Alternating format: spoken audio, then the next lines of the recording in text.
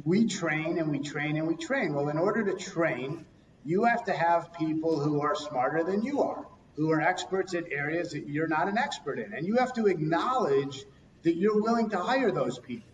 And so I think, again, going back to really what has made us a little bit more successful than most is that we look for talent. And whether we're hiring somebody or looking for somebody now or later, if somebody's talented, we're going to hire them. And we'll find a place to put them or her if they're talented. But if they're not, if we're not looking for these people, we're never going to get bigger. We're never going to get better. So as a result of that, I think that that's what allows us to grow.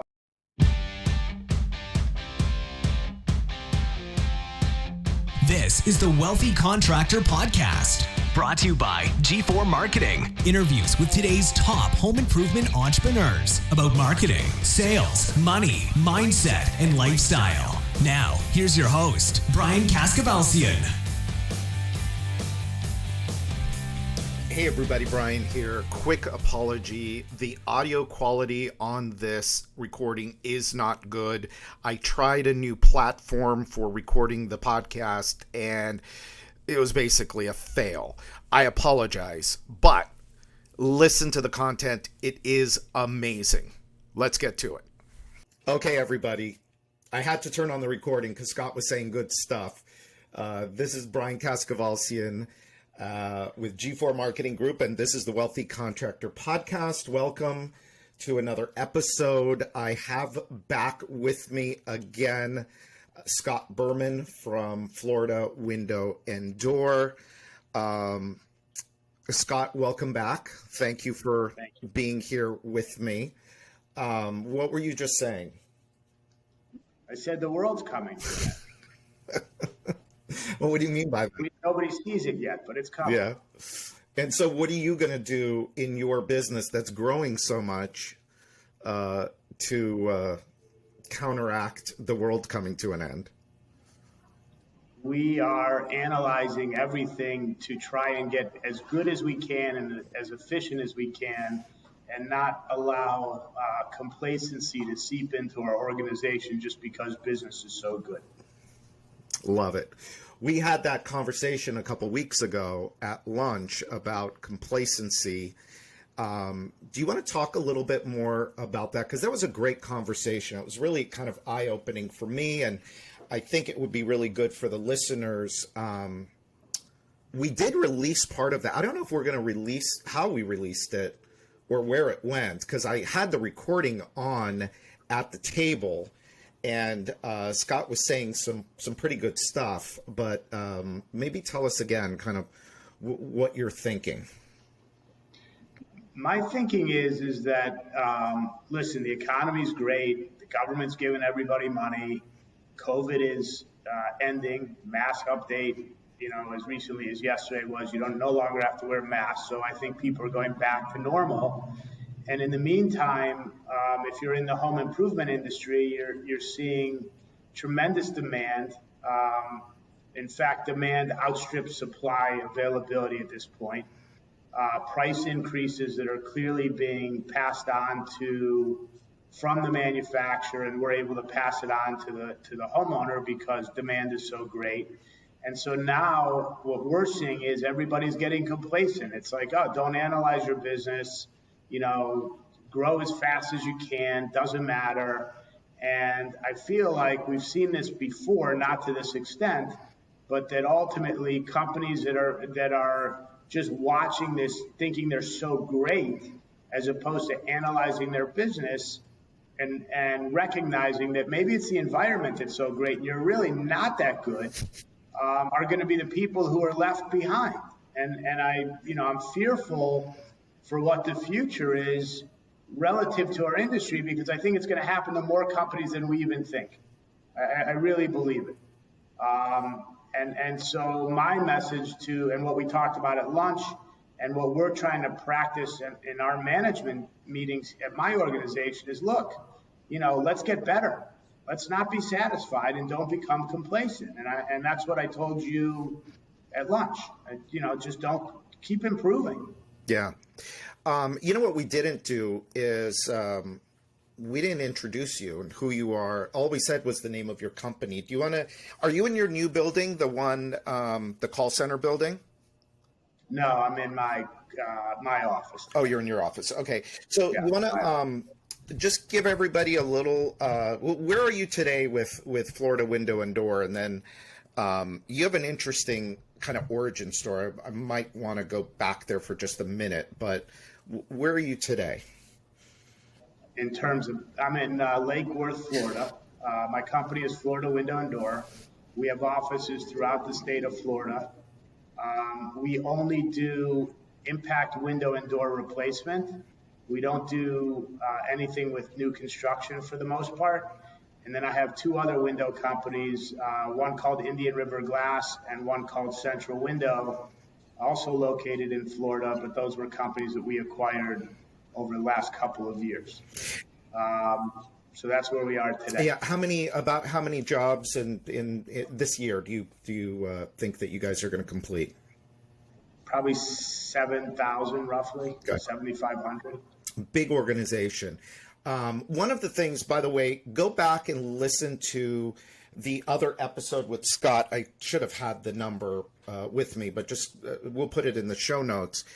But Scott has a very, very interesting growth and wealth strategy, and that is that he acquires other window companies, but he only looks at them if he can buy the real estate as well.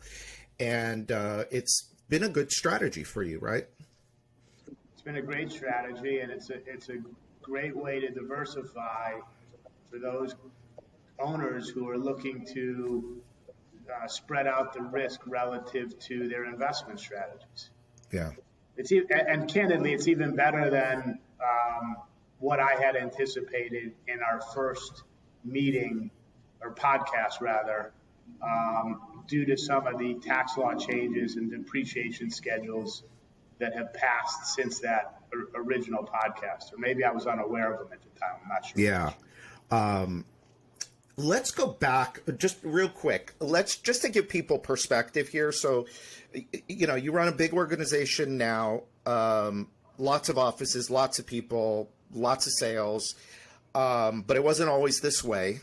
You started Florida Window and Door back in what year? I think 2011. 2011.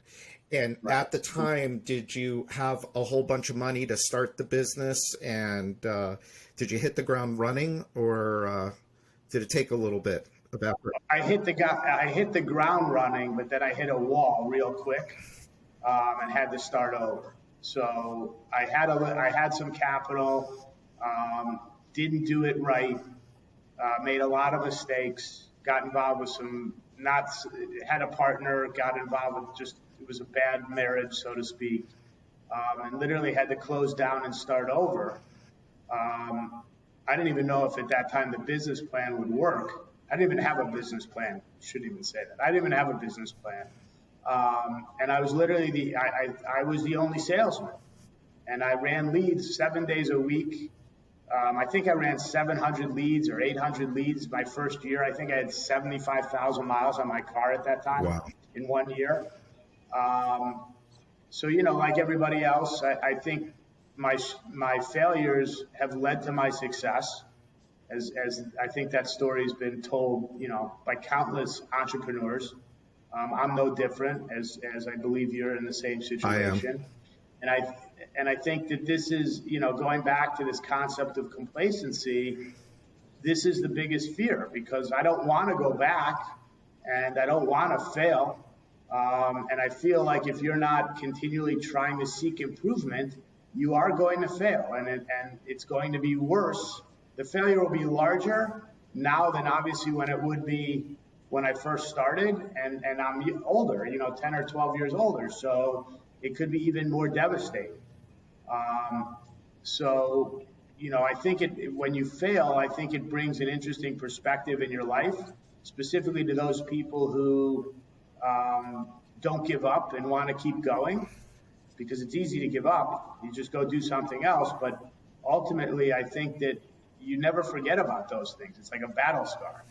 And it was not a very proud moment in my life because nobody likes to fail, but from a valuable perspective of experience, it was invaluable in terms of how it shapes my decision making today and how I view things from all levels in making decisions. Yeah. And I think that those things often go unnoticed when people fail. Yeah. And that was just that was a few short years ago. I mean, 7 or 8 years is not a long time. Yeah, it was 10 years ago. Yeah. It was 10 years ago. Yeah. How many? And listen, I'll be honest with you. I've been lucky in between, and I worked hard. And probably the most credit goes to the fact that I surrounded myself with good people. I've networked in our industry to learn as much as I could, which I really didn't understand. I thought I knew a lot before, and then I met a whole different side of the one call close and the Grasso and the Yoho and the whole experience level, and I became an expert. And by becoming an expert and acknowledging that I really didn't know what I was doing, I pay great. I give them a tremendous amount of credit for my ability to be successful. Yeah, that's great. So let's go back now that we've got some background and we've got some history and the complacency thing. One of the things I'm updating my definitive guidebook, this book. Because I originally wrote this in 2013. This is the definitive guide to relationship marketing. And the way I started the book out, this version of it, the 2021 version of it, is that by 2030, within just a few short years, just going along with what you said, a lot of the companies that are around today are going to be gone. They'll be out of business.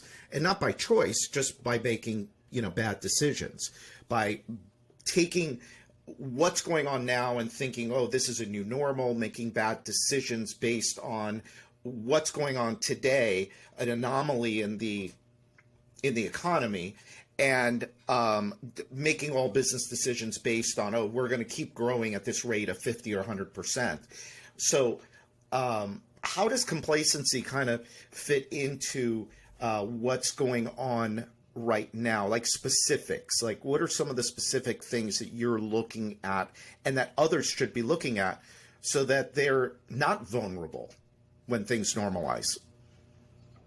I mean, personally, I think that the first thing you should look at in regard to complacency, and it may be the wrong word, is have you changed your lifestyle as the owner of your company relative to the short-term success that your company has had?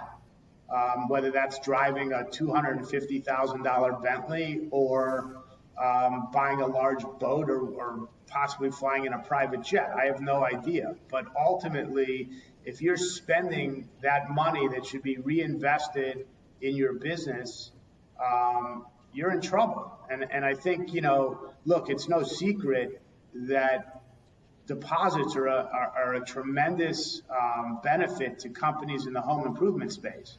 However, those deposits are not your money. And so if you're spending money and using those deposits to fund your lifestyle, you can rest assured that's going to come back to haunt you when things do slow down. To me, we're investing and have continued to invest in our company, whether that's software, trucks, things that make us better, consultants to make us more efficient. We're spending money to better ourselves, not on material items that make me feel better when I walk out to my parking lot. And, yet I see some of my competitors who are driving around in, expensive cars, and they come and pick me up, and I'm like, hey, this is a great car. But when it gets repossessed, don't come and talk to me about going to lunch. I think you got to be careful in regard to making sure that your business can afford the lifestyle that you want to lead. And ultimately, I think right now, you may be there's many people or companies that are on the edge of that transgression, so to speak. And it's a slippery slope. And I mean, you can go through a history of our industry, and I saw at a trade show of all of the companies that have gone out of business historically in the last 10 years. I mean, it's scary. Yeah. And so my feeling is those companies, some of them went out of business by just bad luck, maybe bad decisions, and some of them went out of business because they thought they were making way more money than they ever were in our business. Yeah. Because of the customer deposits and because of everybody thinks that, oh my God, I got all this money in the bank. Let me go spend it. You shouldn't do that. Yeah. Well, what you're talking about really is financial discipline. And I know you are you're disciplined, period. But when it comes to the money, you're very disciplined. And I as you were saying, the reinvesting in your business, how do you decide how much you can invest? Do you think about it in terms of a percentage of profitability, or how do you look at that? We look at it as a percentage of profitability, but we also look at it as more of a function of, can we afford not to do this given what opportunities we want to pursue? And so ultimately, it's a combination of both. So as an example, we were investing in upgrading our software system when the week after COVID was, hit, because we figured, oh my God, what a better time to do it. We have the staff sitting here. We may as well do it. And it turned out that we were lucky. We were in Florida and we were never shut down for the most part. And we were implementing the software system as we were going through exponential growth. And so we went from one extreme to another thinking, well, God, we don't know what the future is going to be, to, boy, thank God 6 months or 8 months, whatever it's taken us later to get it implemented. Thank God we did it, because if we didn't do it, we couldn't open more offices. So I think it's a question of really your plan going forward and how big you want to get, or how much more efficient you want to get, or what information you're looking for relative to managing your business. I mean, going back to numbers, we're pretty good at numbers because we look at them every day. Whether they're good or bad, we still look at them. And you understand what the numbers are telling you. You have to understand what they listen. tell I run across a lot of owners that don't understand the numbers they're looking at. They think they do, but they don't. And I can confirm that the companies that we bought didn't know the numbers. Yeah. And didn't look at them the way we did, and ultimately were unable to run the business in the efficiencies or the success levels that we would expect, because they didn't understand the numbers. But my issue is really not understanding the numbers. The people not understanding the numbers. My issue with the people is that they think that they don't go to any resource to try to understand the numbers, whether that's your accountant or pick up the phone to one of your competitors, or maybe not even in the same market. There's plenty of people who want to help other people in our business. It's not difficult to network. I mean, you and I met. I think we've become good friends. I know we have. And ultimately, you're more than willing to help me, as I'm more than willing to help you. So people are out there. You just got to find them. Right. Let's pause here for a quick break.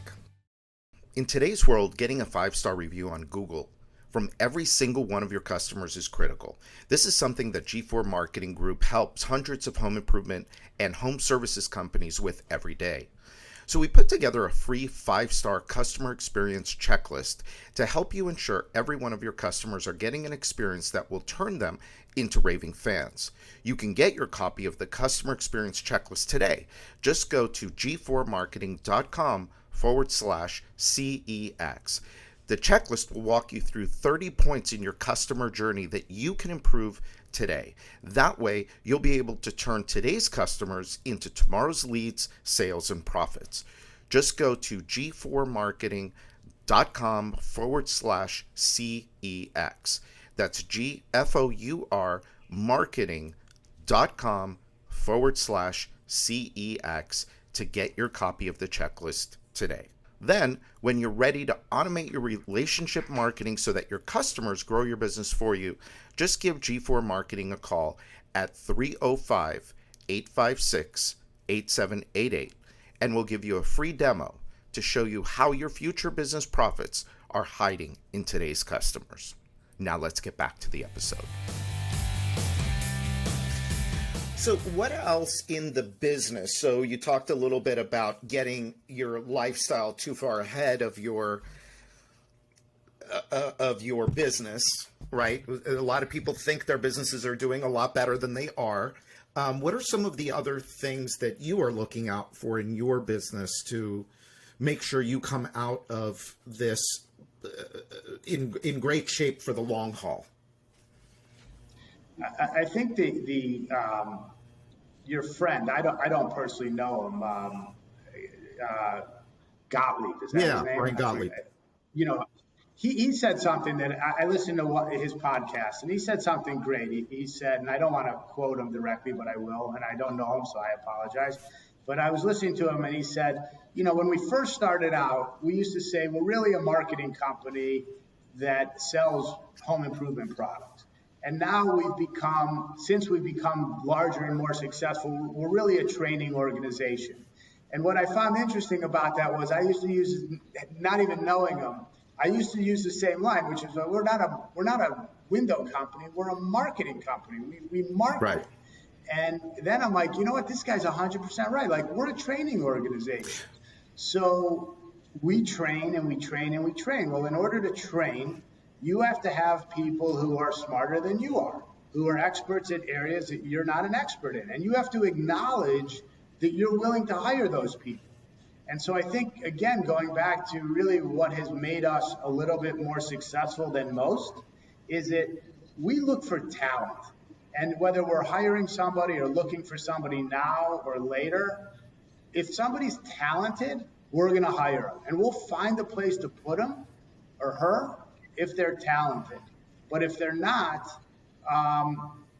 you know, if we're not looking for these people, we're never going to get bigger. We're never going to get better. So as a result of that, you know, I think that that's what allows us to grow. And the other thing is we continue to invest in our people, make them better trained, better systems, try to improve the process continuously. And ultimately, if you're able to do that, you'll be more successful.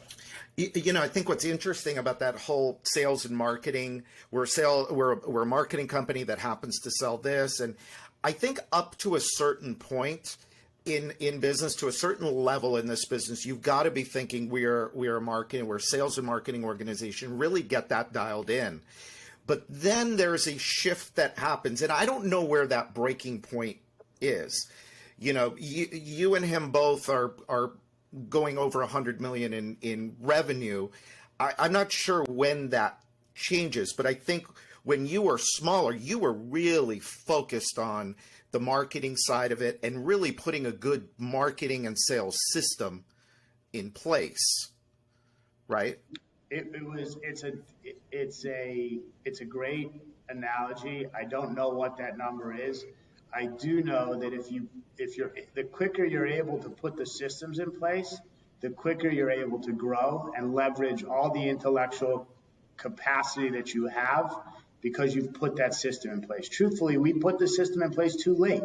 I'd be $100 million ahead of where I am now if I had it 5 or 7 years ago. Yeah. But you just don't know. What I do know is you need the system. And if you don't have the system and you don't have the culture, you can't create the culture without the system, and you can't share your goals without the system or the culture. So it's like, you know, it's a multifaceted solution. But I think, again, it goes back to hiring smarter people because they help you implement systems that you just have no idea trying to survive being in business and just paying your bills. There's a big difference between the two. Yeah. And you know, unfortunately, one of the things that I think I would assume everybody would say is it was fun. It was a different business and more fun when you were smaller because you could make decisions quickly and you could, and it was bootstrapped, but it was fun. This is more of you're running an enterprise and you're more financially stable, but some of the decisions that you make are more difficult to change direction of your company or the culture of your company, because there's just so many people involved and so many processes and so many different offices. And it's hard. And, then you couple that with COVID and lack of being able to go to offices or talk to your people directly, and that's a whole different conversation, but ultimately another challenge. So I think it's also, it's just a question of what you're looking for. But hire smarter people. Like, don't be embarrassed, and make your managers hire smarter people than them. Yeah, that's the other thing. Amazing advice. Now, so that opens up a couple of other questions. And one is, everybody's having trouble finding people now. So I don't know if you could speak to that a little bit, but also when you're smaller and you find that good, talented person, and your initial reaction is, oh my God, I can't afford this person, because you may not have the cash flow to support that person.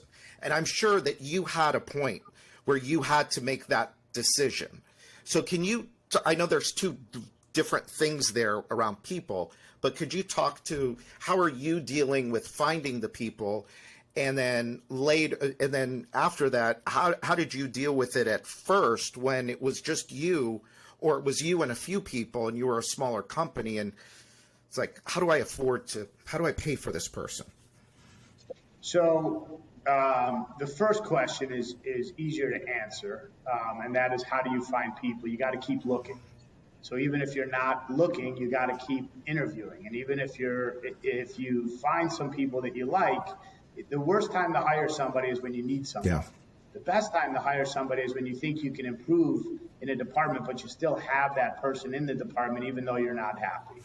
Always look for constant improvement and interview. The other thing is, I would suggest, and we are a big proponent of this, is I would profile every person that you interview. Find the appropriate test that matches your organization and profile them. So this way, you know what you're getting.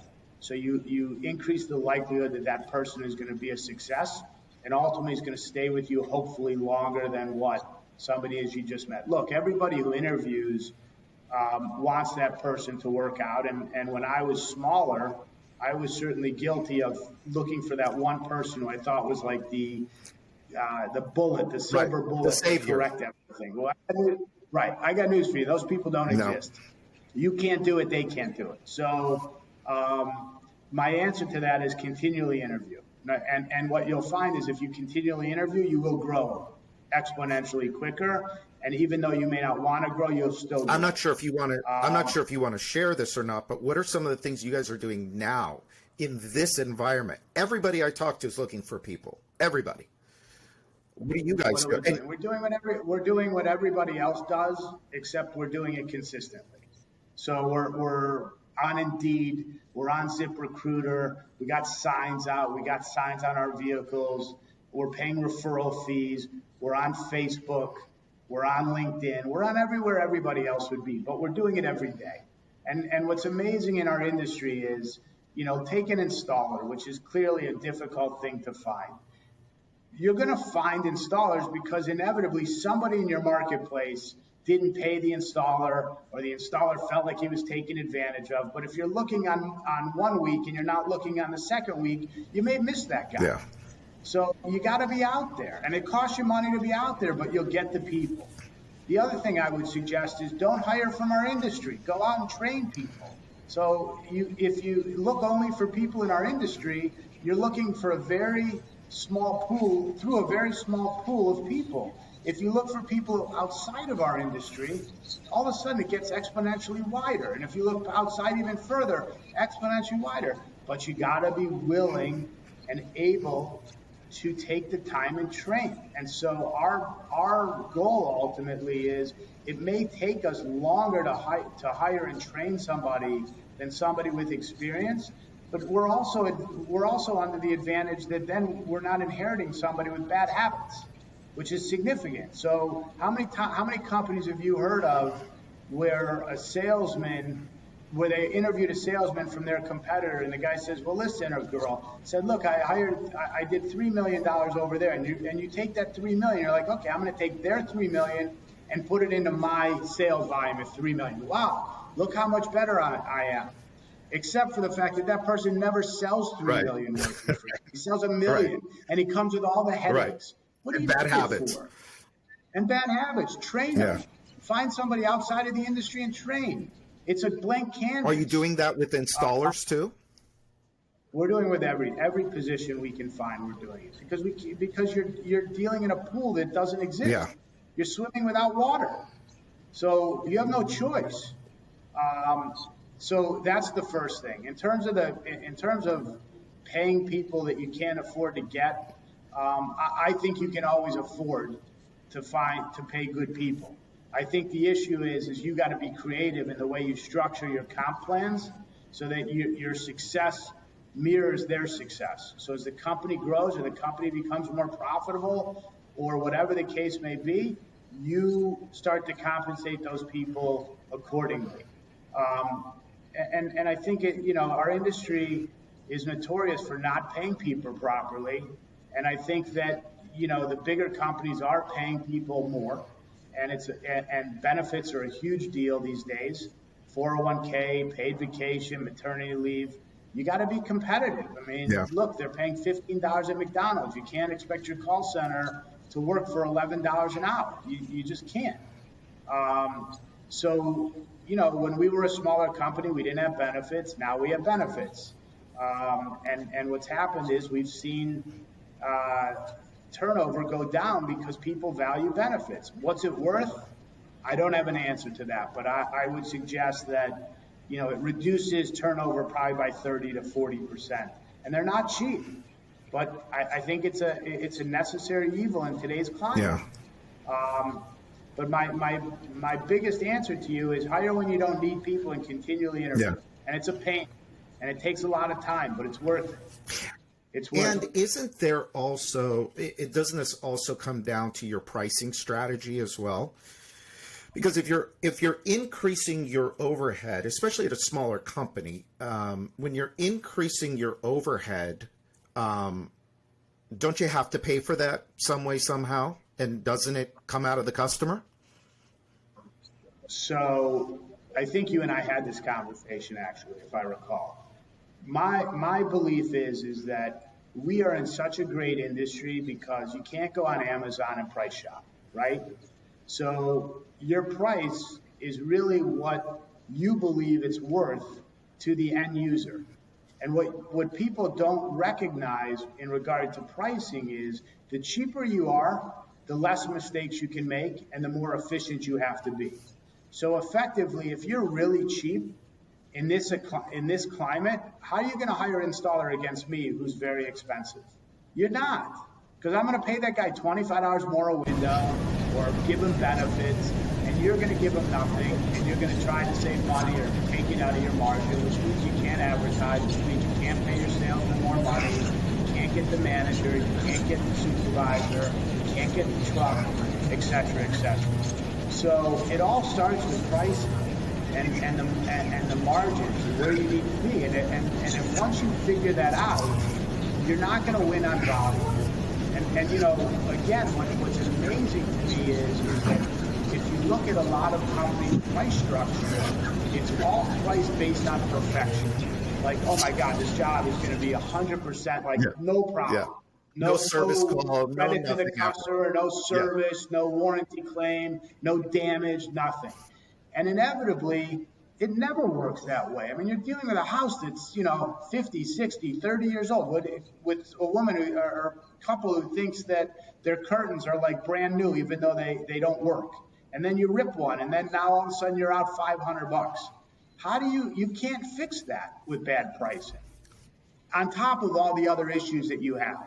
So my answer to you is raise prices, because when it doesn't affect your performance, it won't affect your sales. You're still going to close 3 out of 10 or whatever that number is for your organization. And the only people telling you not to raise prices are your salesmen. That's the bottom line. And you know what? They'll get over it too. They'll get over it too. So it starts there. I mean, there's no question. And candidly, it took me a long time to learn that. Yeah. It really did. A long time to learn. Well, it's interesting. I've never heard it put that way, but you're absolutely right. The cheapest price has to be the most efficient, and they have to do the job perfect. I've never heard it put that way, and that's absolutely right. You can't afford to make a single mistake, bad measure, nothing. There's no room. Not only that, but imagine in this environment where your manufacturers are backed up in some cases 6 months or whatever it is. And so your customer's upset and you go to offer them a discount because it's not even your fault. You go to offer them a discount. Chances are, unless you're a large company, your manufacturer is not absorbing that discount. It's coming out of your pocket. So now all of a sudden you're giving that customer a discount when already you mispriced the job to begin with. Where's that money? Like, that money just went away from your manager that you were going to hire, or your recruiting ad that you were going to run, or whatever. I mean, or your installer. So it's critically important. And I think that, you know, everybody's profit margin should be different, or probably are different.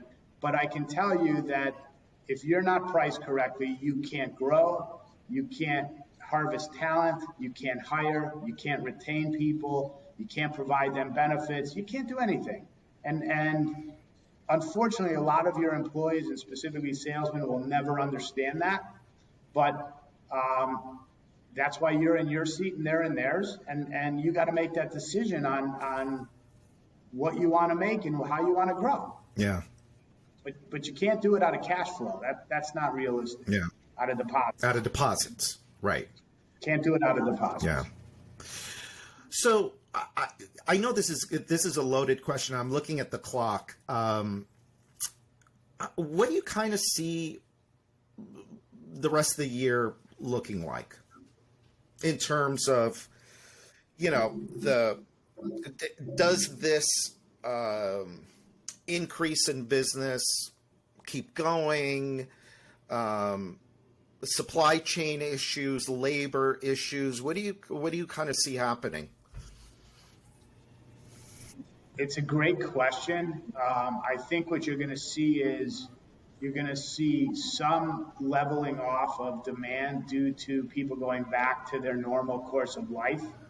I do believe that people have changed their consumption methods, and I think people will still gravitate towards their house. I think it's going to be a long adjustment. I think the biggest challenge that we face is manufacturing capacity. And I think that, you know, some of our manufacturers have, you know, $350 million backlogs. Like, I don't even know how they're catching up. And in Florida, as you know, we're just entering hurricane season, like 2 weeks away. If a hurricane comes to Florida or anywhere on the East Coast, you could be looking at windows in my projection out 2 to 3 years. Wow. I mean, I just have no idea what this looks like. You know, I think business is going to continue to be strong for the remaining part of the year. But I think the supply chains that we have, just like in every other industry, is going to be maxed out. On the people side, I mean, I think it's always going to be a challenge to get people. I think, you know, I don't want to get into politics, but on a personal level, I think the extended unemployment benefits, both federal and state, are not helpful to business owners. I think that's going to contribute until apparently the end of September, from what I understand, if not sooner, if states roll it back. It's going to be a challenge to hire people. But I think it's always a challenge to hire people. This is just going to be exponentially harder, which goes back to pricing. But there's no, in my opinion and in our projections, there's no reason to believe that business is going to fall off a cliff. But I also don't think it's going to be as good or as easy as it has been for the last 14 or 15 months. And I think you have to plan accordingly. And you know, build smart. Build variable and build smart. Love it. Well, my friend, thank you. I appreciate you, as always, taking the time to talk with us.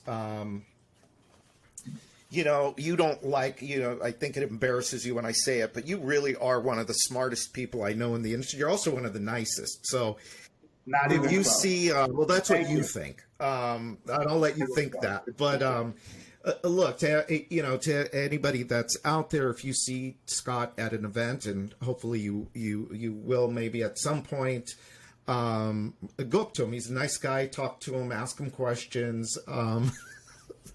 I'm giving you work. I'm making work for you. But like he was saying before, there's people out there that want to help, that are willing to help. I would just say this, and I'll speak for you, but I think you and I think the same.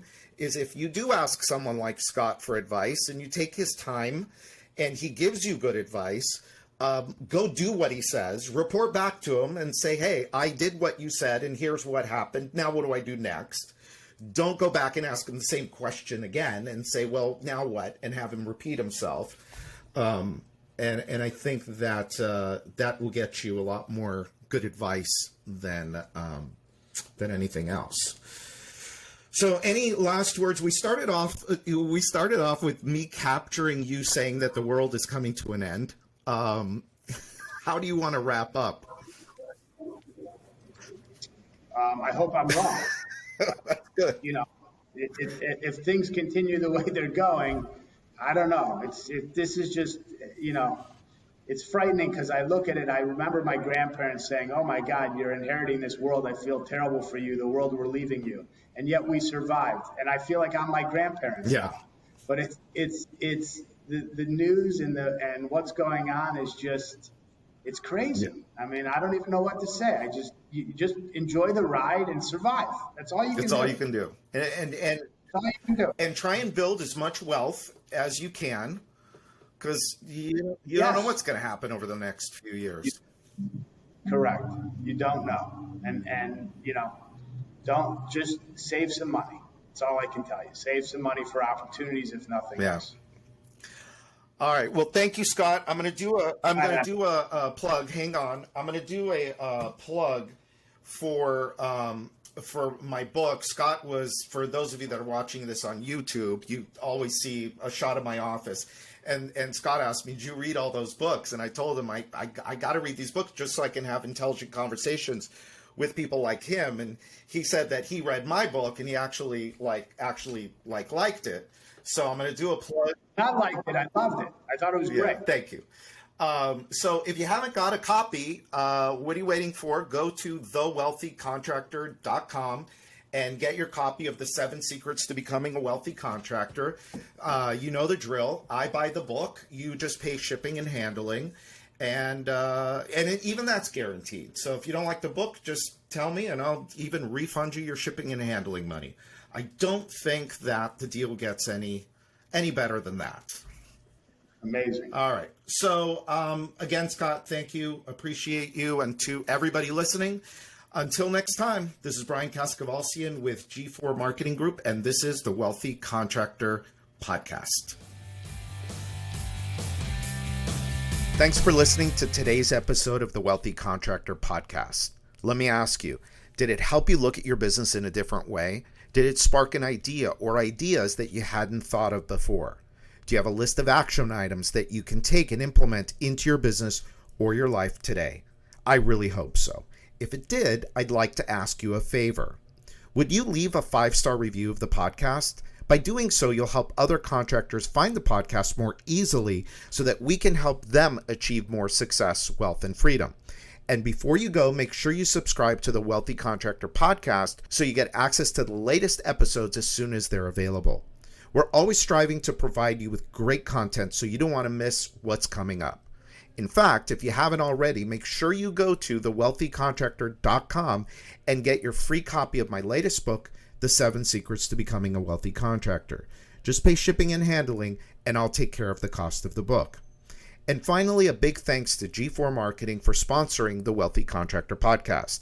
For over 12 years now, G4 Marketing has been the secret back office relationship marketing team for hundreds of home improvement and home service businesses just like yours. You get the customer, and our proven system turns that customer into 5-star reviews and profitable repeat and referral business.